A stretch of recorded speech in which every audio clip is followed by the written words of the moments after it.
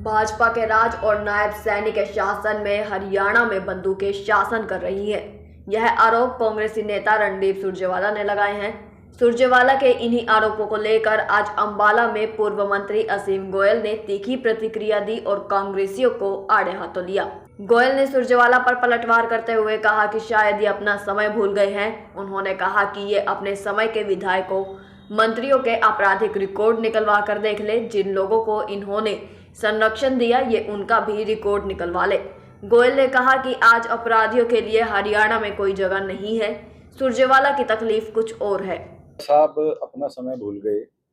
अपराधियों को सीधा संरक्षण जितने गुट कांग्रेस में हैं, मैं बताना नहीं चाहता किस प्रकार से इनके जो नेता रहे हैं, उनके नेताओं का आपराधिक रिकॉर्ड देख लीजिए। जो इनके खुद के उस समय के मंत्री विधायक रहे हैं, उन सबका आपराधिक रिकॉर्ड चेक करवा लें, और खुद इन्होंने संरक्षण दिया उनका आपराधिक। अब उन लोगों को एक एक करके हरियाणा की जो सरकार है, इस हरियाणा से बाहर निकलने के ऊपर नायब जी की सरकार विवश कर रही है, लगातार पुलिस कार्रवाई कर रही है।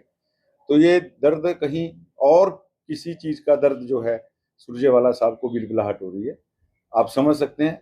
और ये अपराधियों के ऊपर लगातार एक्शन इस नायब सरकार में लगातार जारी है। दिल्ली के स्कूलों को बम से उड़ाने की धमकी मिलने के मामले पर दिल्ली के पूर्व सीएम अरविंद केजरीवाल ने केंद्र सरकार पर सवाल खड़े किए हैं, जिस पर पूर्व मंत्री असीम गोयल ने कहा कि केजरीवाल एक्सीडेंटल पॉलिटिशियन है, राजनेता उसूलों से बना जाता है। उन्होंने कहा कि अब पंजाब भी इनके हाथों से खिसकता जा रहा है। केजरीवाल जी, मैंने जैसे पहले भी कहा, बाय एक्सीडेंट पॉलिटिशियन हैं। राजनेता कुछ आदर्शों और असूलों के साथ बनता है।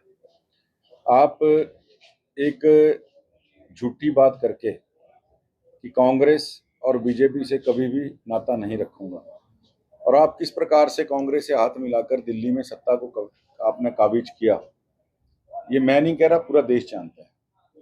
और जिस प्रकार की झूठ की राजनीति आपने लगातार से दिल्ली में की है, अब दिल्ली के अंदर भारतीय जनता पार्टी की ट्रिपल इंजन की सरकार लगातार दिल्ली को आगे बढ़ाने के लिए, जो आपने इतने सालों के अंदर दिल्ली को लगातार पीछे धकेलने का काम किया, उनको आगे बढ़ाने के लिए दिल्ली को एक स्थिर सरकार जो मिली है, जिस प्रकार से एक देश की राजधानी का कद होना चाहिए, एक राज्य के नाते उसका मैं समझता हूँ सुविधाएं होनी चाहिए, आपने उन मामले में बिल्कुल आप पिछड़े।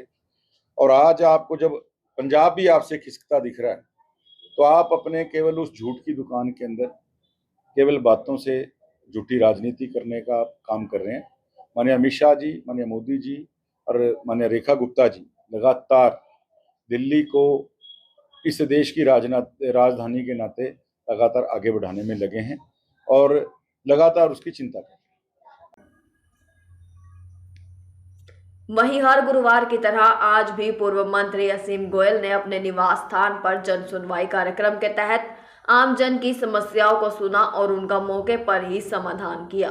हर वीरवार को जन सुनवाई के नाते जो भी मेरी विधानसभा के सम्मानित साथी हैं, लोग हैं, तो हम एक जन सुनवाई कार्यक्रम के नाते लगातार हर वीरवार को यहाँ बैठते हैं और अपनी अपनी समस्याएं लेके कोई भी व्यक्ति किसी भी इलाके से आ सकता है। आज भी सैकड़ों की संख्या में साथी आए हैं। कुछ साथियों को मौके के ऊपर निदान हुआ है, कुछ अधिकारियों को निर्देश भी दिए गए हैं और आगे भी ये क्रम ऐसे जारी है।